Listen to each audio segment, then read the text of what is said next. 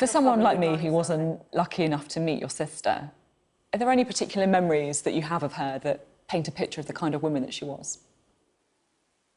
Oh, we're very lucky. We've got lots of really fantastic memories of Jo, both from our childhood, but also from our time as adults together. And, you know, everything that we did together was fun.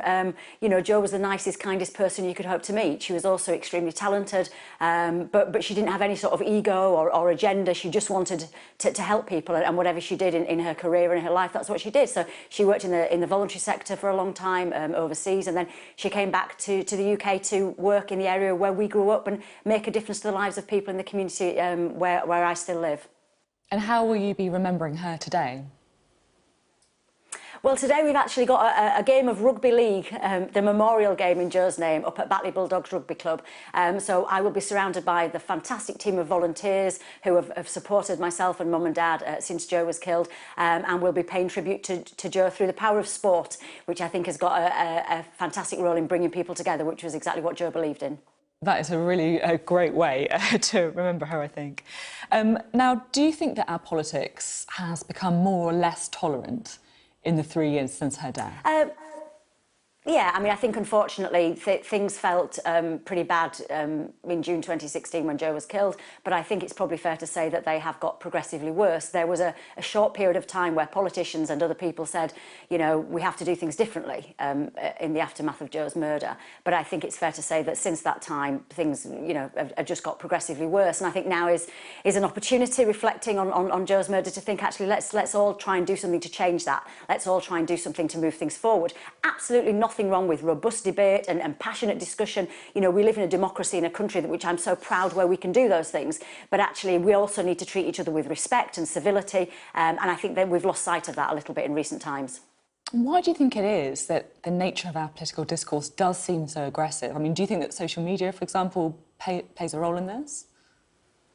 I think there's several factors, like with most things, you know, it's complex, but I think social media definitely plays its part. But equally, social media can be used to do many good things. It's a power to create real positive change and positive messages. But yeah, I think the anonymity that social media provides is quite dangerous at times. I think clearly Brexit has, you know, changed things politically in this country. What it's done, which is really powerful, is it's mobilised people who wouldn't have been engaged with politics before. But I think actually the nature of that debate now, again, you know, has changed. You know, I make no judgment on how you vote, whether, you know, whichever political party, or how you voted on Brexit. But what I'm interested in is why. Why did you feel that way? How do you, you know, and how do we come together to try and reunite the country in the middle of all this division? Yeah, definitely. I think a good way of approaching that. I do also want to get your opinion on a joke that was made by Jo Brand. It's received a lot of attention this week, of course. She was referring to people throwing milkshake at politicians, and she said, why bother with a milkshake when you could get some battery acid? What's your view on that?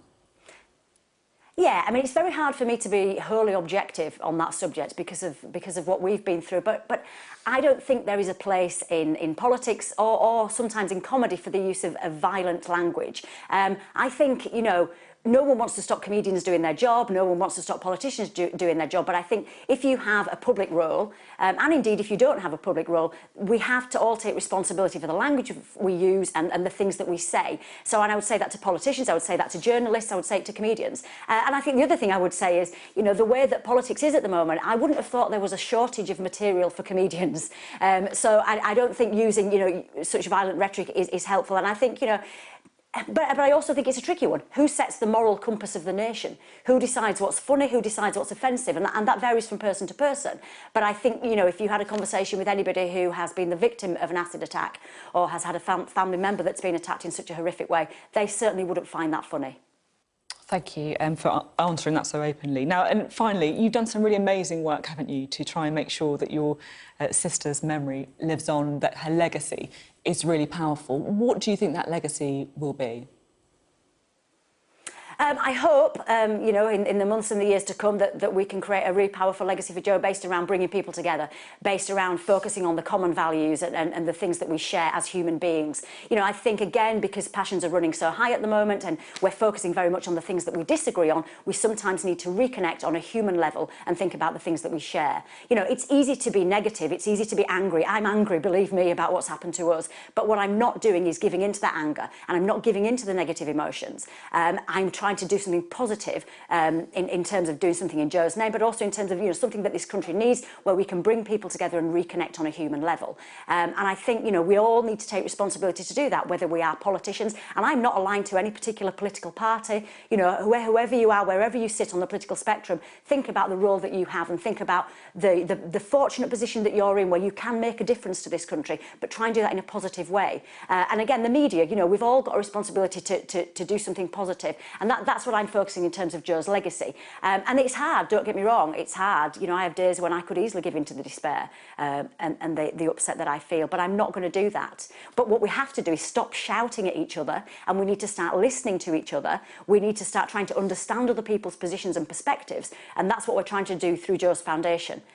You know, and while ever I've got the strength in my bones, that's what I'm going to focus on for Jo, for her kids, and for the country as a whole, and for anybody who has lost anybody, you know, under the horrific circumstances that we have, whether that's in the terrorist attacks in Manchester, whether it's Lee Rigby's family, you know, whether it's anybody. You know, that doesn't matter to me. We have to take our responsibility to try and make a positive difference really seriously, and I guess, you know, that's what I'm trying to do as best I can.